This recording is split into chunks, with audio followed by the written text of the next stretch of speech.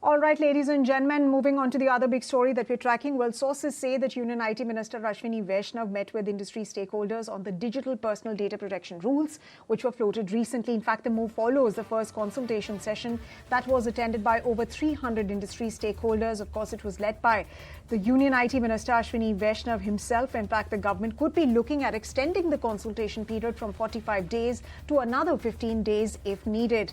Currently, the consultation period is scheduled to end on February 18th, and the government is looking at seeking comments on the draft regulation from stakeholders.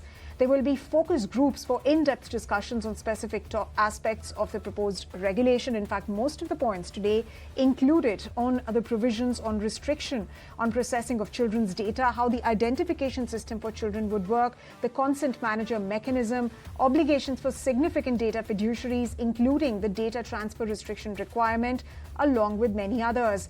In fact, executives who were present at that meeting, at that gathering, also sort of questioned the ambiguity and lack of clarity over restrictions on data transfer that has been proposed for data fiduciaries. In fact, industry leaders present there also requested for implementation timelines to be staggered, and that really depends on the size of the organization. For smaller organization, they were asking for a different timeline. For bigger organization, definitely a timeline that not really matches smaller companies.